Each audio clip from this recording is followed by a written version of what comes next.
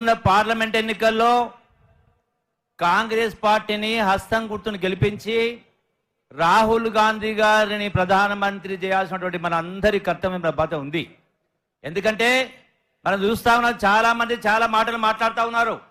ఈనాడు తెలంగాణ రాష్ట్రంలో కల్వకుంట్ల కుటుంబ పాలన మాట్లాడుతూ ఉంటే కేటీఆర్ అంటా ఉన్నాడు ఇందిరా కుటుంబ పాలన కాదని మాట్లాడుతూ ఉన్నాడు.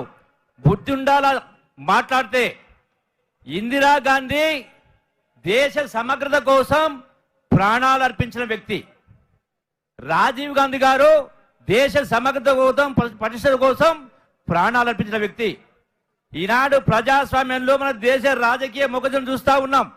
పదవులంటే ప్రతి ఒక్కరికి ప్రేమనే, కానీ దేశ 140 కోట్ల ప్రజల భవిష్యత్తు కోసం పదవులు కాలికాడుకొచ్చిన ఆనాడు 2004వ సంవత్సరంలో సోనియా గాంధీ గారు తిరస్కరించి ఒక ఆర్థికవేత్తను మన్మోహన్ సింగ్ గారిని ప్రధానమంత్రి చేయడం జరిగింది.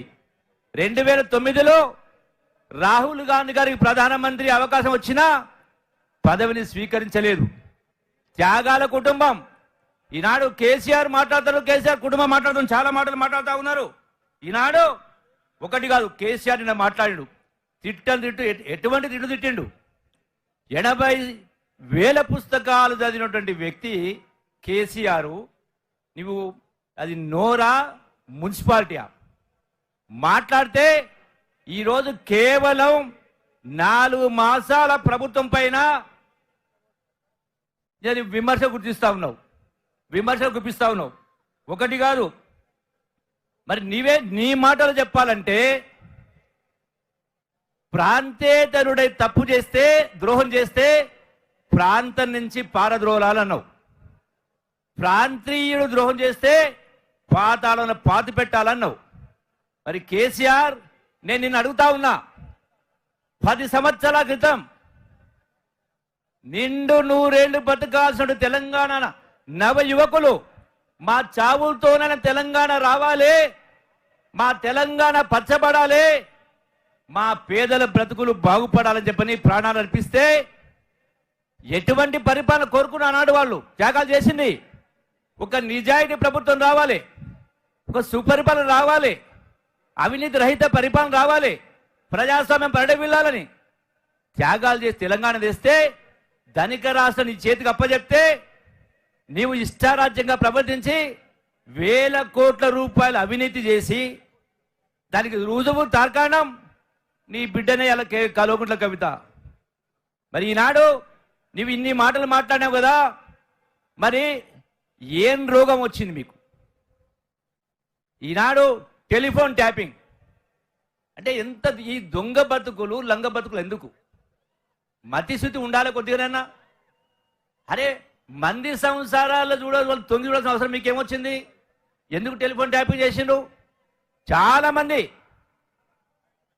మీరు ప్రజాస్వామ్య పరిపాలన చేయకుండా ఈనాడు అమరవీరుల ఆకాంక్షలు నెరవేరే కార్యక్రమం చేయకుండా అవినీతి, బంధుప్రీతి.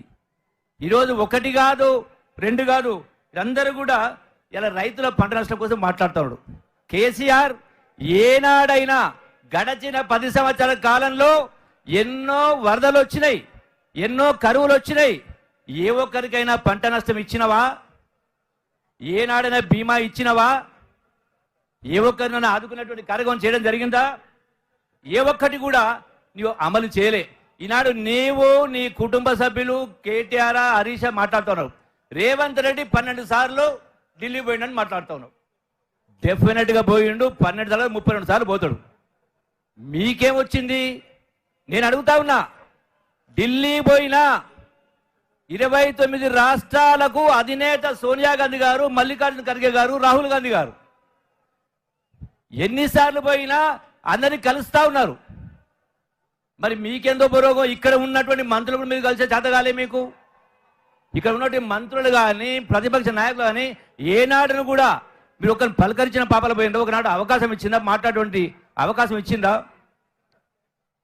అంటే ఏ ఒక్కటి కూడా కార్యక్రమం చేయకుండా ఇలా సొల్లు కూతలు కూర్చుకుంటూ సొల్లు కబులు కొలుకుంటూ ఈనాడు మళ్ళీ మాట్లాడుతూ ఉన్నాం. అంటే మరి ఆ లెక్క ప్రకారం మాట్లాడితే నీవు ఒకనాడు కాంగ్రెస్ ప్రభుత్వం విమర్శ చేస్తా ఉంటే తిట్టు తిడతా ఉంటే ఇది తొక్కుకుంటూ పోతావా?